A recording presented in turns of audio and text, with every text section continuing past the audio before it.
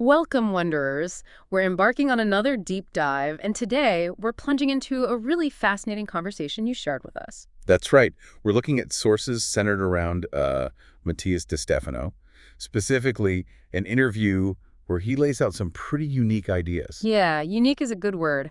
Our mission here is to unpack his perspective on, well, where humanity is right now, what he really means by remembering it's not just past lives. hmm And the significance he finds in ancient sites, myths, and also what he sees coming down the line for us in the next few years. It's this journey into connection and presence, which is exactly what we try to explore here. Absolutely.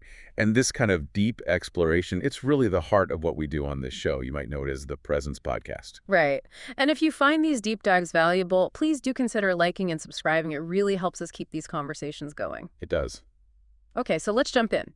We hear a lot about how chaotic and difficult these times are, but Matisse actually has a surprisingly positive take, doesn't he? He does, yeah. It's quite counterintuitive.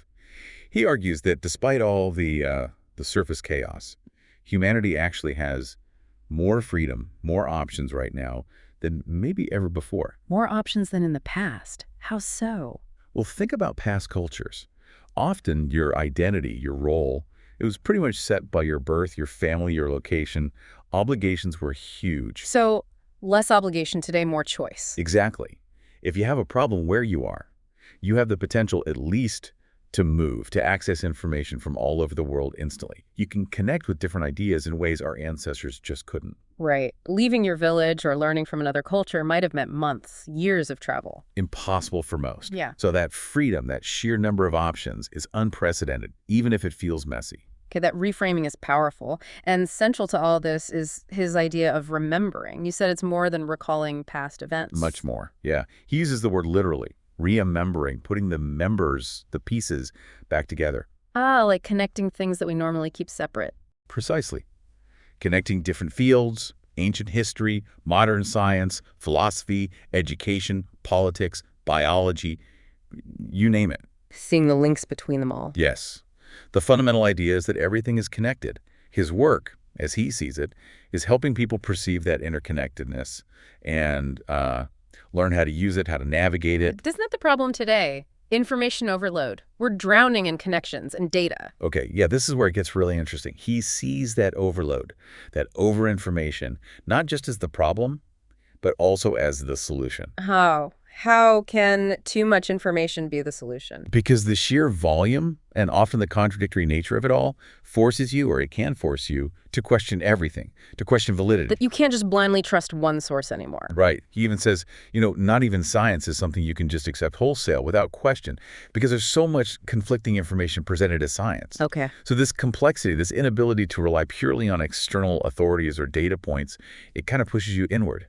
Inward, you mean away from the external noise. Yeah, towards trusting other parts of yourself, towards recognizing yourself as a unique link in this bigger picture.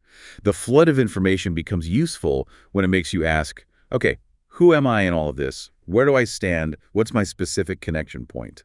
So remembering isn't about downloading external data, but about finding your own location within the whole web. That's it.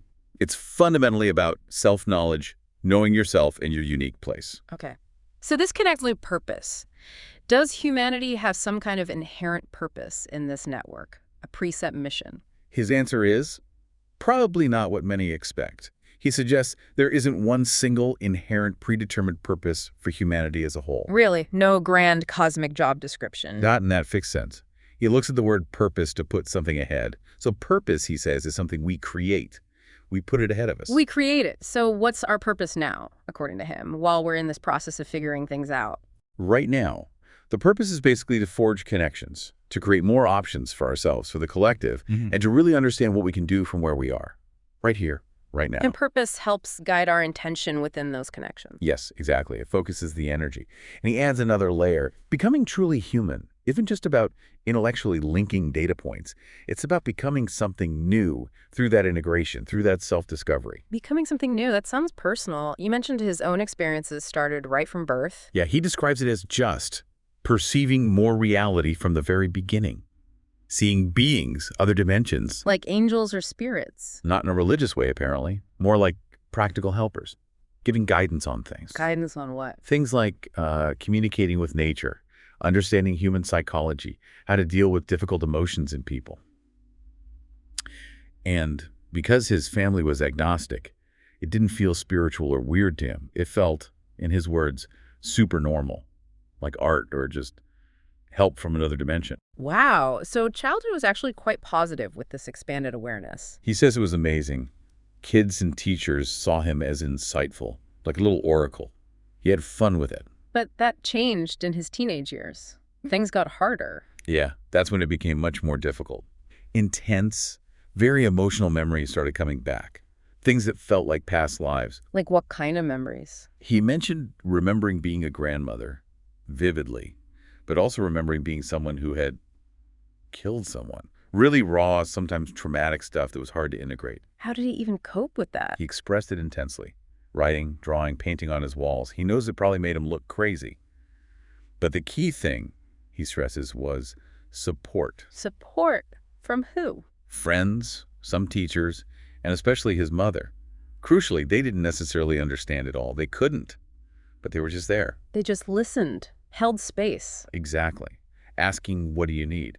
Not trying to fix it or explain it away. He says that's vital, just being heard, being held by someone so you don't get lost and crazy inside. It's like, you don't have to understand quantum physics to support a physicist's passion for it. Precisely. Lack of understanding doesn't invalidate the experience. And this leads him to critique how adults often react to sensitive kids. How do they react badly? By projecting. Instead of just listening, they might try to force the child into their own spiritual framework, or maybe the opposite, shut them down out of fear. Fear of what? Judgment? Or just not knowing what to do? Both, maybe.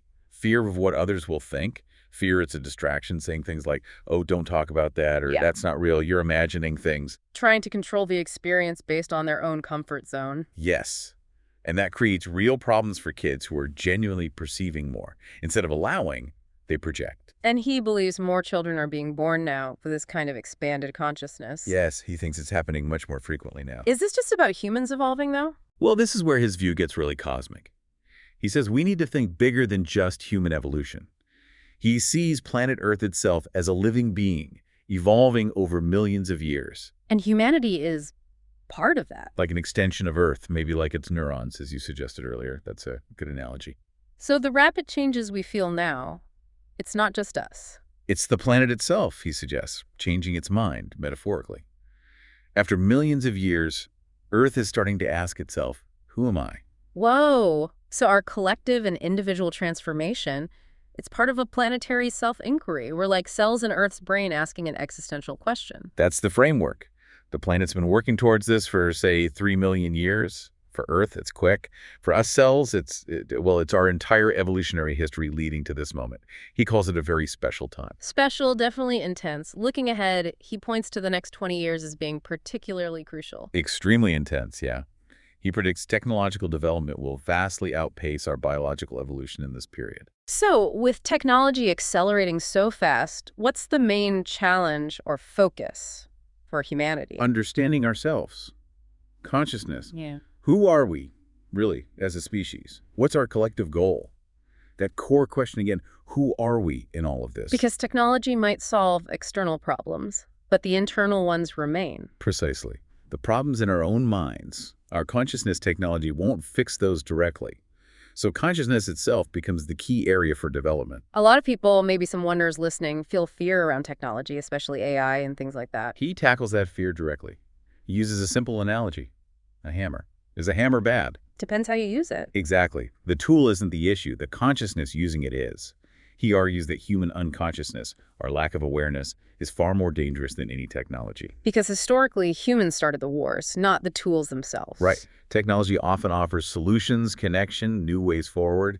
The fear, he thinks, isn't really about the tech itself. What's it about then? Something deeper. A fear of difference. Fear of other cultures, other perspectives, people who don't see things the way you do.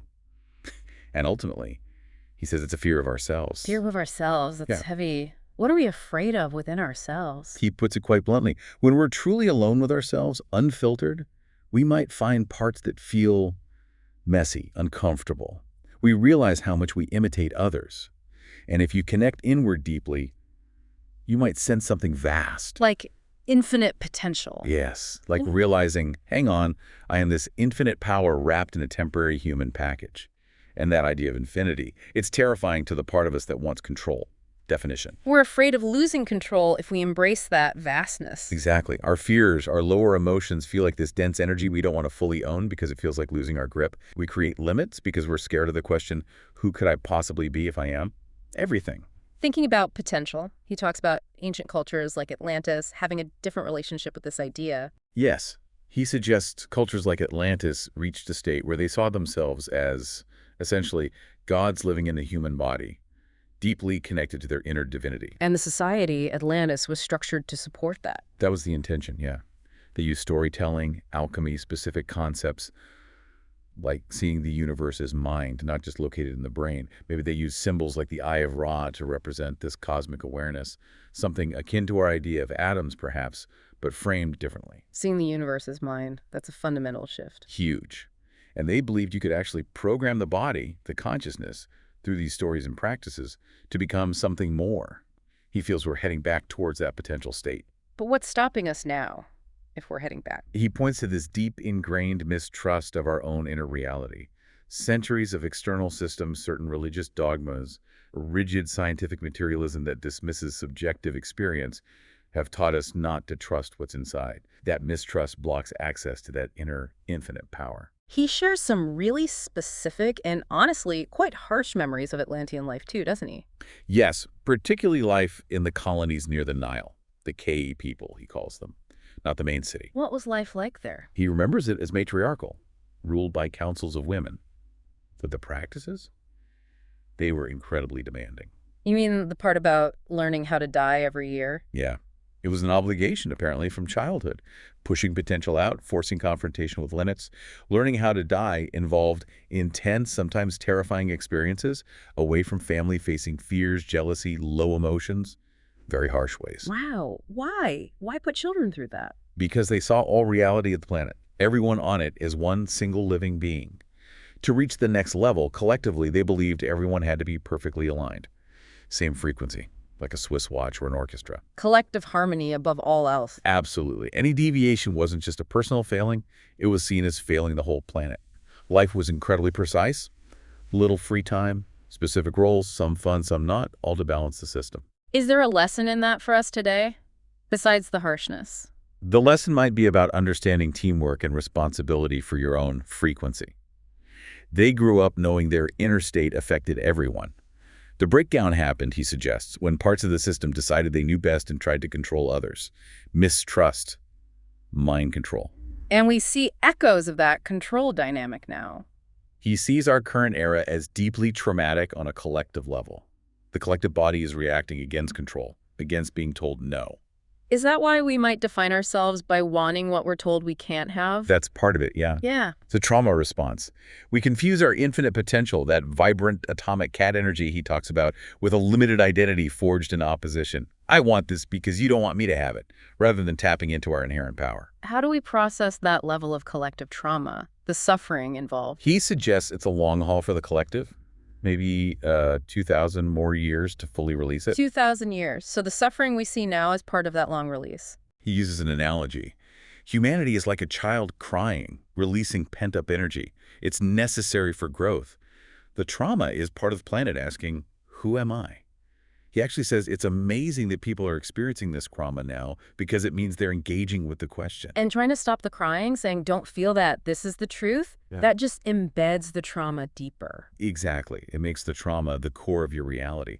He also introduces this really challenging idea that suffering is often a choice within the process of evolution. A choice. That's hard to accept when pain feels so real and unavoidable. He's not denying the reality of pain. It's about our relationship to it, our framing. If you believe in some perfect paradise destination, the messy, difficult journey to it can feel like hell because it doesn't match the ideal. Whereas suffering in the process of growth, like the Atlantean trials, could bring insight. It could, yeah. There's evolutionary suffering, discovery, challenge, wow moments mixed with difficulty. But then there's creating suffering as a structural belief, where you suffer even when things are okay externally because it's part of your identity. So how do you handle it differently if you see it as a choice in the moment? Embrace it, embody it, Yeah. and crucially recognize, I am choosing right now to feel this. That recognition is the first step. He gives the example of war zones. The external situation is horrific, but there's often still a choice point. Stay attached to land beliefs and suffer, or seek other options, even if they're hard to see. Think in options. This feels like it loops back to updating our internal systems, returning to that Atlantean potential, but in a new way. Yes, updated for this Aquarian age. Mm-hmm. He talks about accessing the Akasha past memories, collective knowledge, using analogies like Wi-Fi or software. Our bodies are the hardware. Akasha is a software library. So there's an Atlantis app we could potentially run, but we need an update.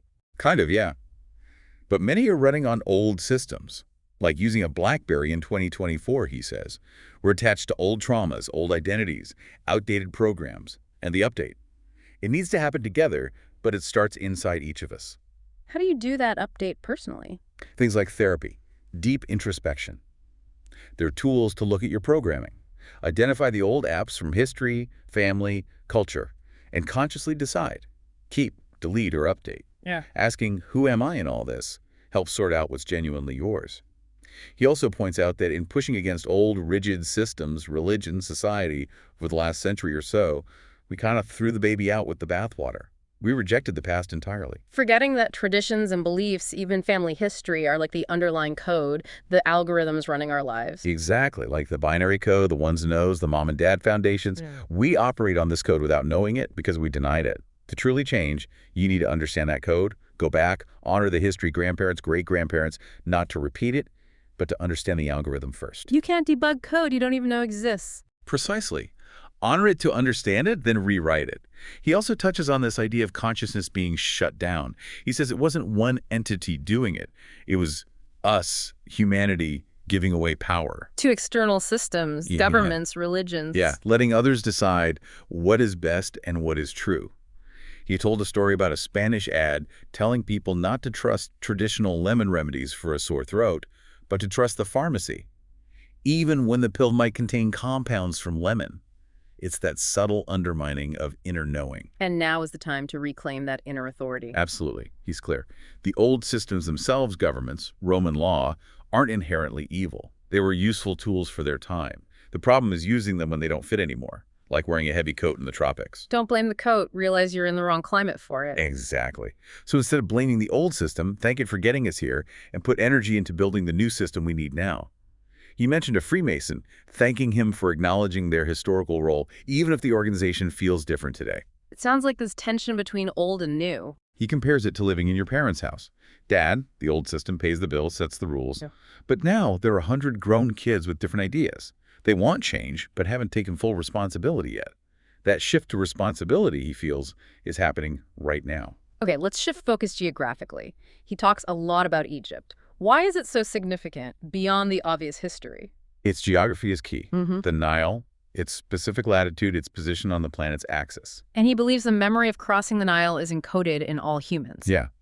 As representing that primal journey of the first peoples following stars, starting humanity as we know it, it symbolizes crossing over, making a leap, a fundamental transition. That pattern resonates whenever we face a major life change. And the Osiris myth is central to this. Deeply. The whole story, Osiris, Set, Isis, being led from Atlantis, Set cutting Osiris into 14 pieces along the Nile, Isis finding all but the penis obelisk, creating Horus, the light. He sees profound knowledge encoded there. What knowledge? About time, space, how reality fragmented. The 14 pieces, he links to geometry, maybe a dodecahedron plus the poles. Losing a key piece, like the North Pole piece, shifts power, shifts access. He connects it to science too, right? The number 14. Fascinatingly, yes. To silicon, which has 14 protons, 14 neutrons, Osiris is the whole atom. Removing one piece, the penis or electron, creates conductivity, electricity. Horus, light, connection. So the myth is describing reality's structure, fragmentation, how energy or connection is created, maybe even technology. That's his reading. It describes the biological design DNA along the Nile using silica in temples and pyramids as external tech to link consciousness levels, all connected by a wire of light. It's a blueprint linking tech, enlightenment, spirituality, science, and to help activate our DNA again. And activating DNA means connecting to more than just human. Yes, to humanity as connected, a being from Earth, That includes plants, mushrooms, trees, all of it. Activating our DNA means integrating the consciousness of all that life, not just our current form. And Atlantis set this up. He believes they mapped a global pyramid grid before the flood, with Egypt as the next key activation point. The pyramids were like time machines, planetary servers activated by stars, a real Starlink connecting Earth and cosmos. Why did we lose that connection then? Because we lost the way of connecting with ourselves. The tech needed internal alignment, like Kundalini activation maybe. Our fear, conflict, survival focus.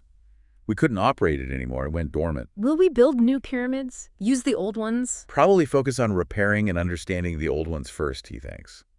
Maybe new large structures far in the future, like 2,500 years away in the Capricorn era. Okay, from ancient Egypt to the Netherlands. That seems like a leap. Why the Netherlands? Yeah, it's unexpected. He sees it as symbolically opposite to Atlantis, built above water, reclaiming land. And it connects to Rama's bridge in India somehow. And a golden egg. It's a complex thread. It links to the Ramayana, Sita being kidnapped, represented as a missing ion, breaking a connection. This relates to repairing the golden egg, the golden ratio, a fundamental pattern. How does the Netherlands fit in? He says guidance led him to trace a line from a specific geographical point above India through Rama's bridge location southwards. And it pointed to Amsterdam as the location of the missing ion. Seriously. He went looking in Amsterdam. He did. Found artistic golden eggs, but felt pulled to a specific place, Naarden. Naarden. And he says if you look on Google Maps... You will see the golden egg. That's what he says. What does Naarden represent then? The plexus of Europe, the I am of Europe, holding that missing aspect from the Indian Ocean story. He even connects it to early Dutch sailors reaching those regions, their landing spots becoming sparks of the I am. Wow. That weaves together myth, geometry, geography, history, modern maps. It's quite a tapestry. It is definitely an integrated, if unconventional, view. So let's bring it back to the near future. What's immediately ahead? He sees 2025 as a transition, setting up the next big leap, which he places between 2026 and 2029. That period, 2026 onwards, he thinks will be intense, focused on reconnecting consciousness collectively. So something amazing is on the horizon. He believes so. Moving into something amazing, a breakthrough. But he warns it will be tough, chaotic, like a difficult birth. And the suffering now is part of that birth pang. Yes. Often, he argues, the suffering isn't from not changing, it's from the resistance to changing. Fear of the unknown, fear of losing identity. What if others won't love me if I change? That kind of fear causes immense pain. Fear of shedding the old skin. Exactly. And while not everyone has to transform radically, the collective push from the majority forces the system to shift. But conscious change, he stresses, always starts inside, saying, I am changing, not demanding the world changes first. What an incredible journey through these ideas, wanderers, from ancient myths and collective trauma, technology's future, to finding hidden meaning in places like Naarden. It really paints a picture of profound transformation, doesn't it? Both individually and for the planet. It can feel chaotic, even painful, but beneath it, there's this immense potential for reconnection. And maybe, as we navigate this, asking, who am I in all of this, and seeking connection within and without is the most powerful thing we can do. And here's a final thought to ponder, based on his ideas. If suffering can sometimes be a choice in how we navigate evolution, what suffering might you be holding on to, not because it's necessary for growth, but simply out of fear of taking that next step, fear of the change already unfolding inside you? That's definitely something to reflect on. Thank you for joining us for this deep dive into some truly thought-provoking material. We really appreciate you bringing these sources to us and exploring them together. We look forward to the next one.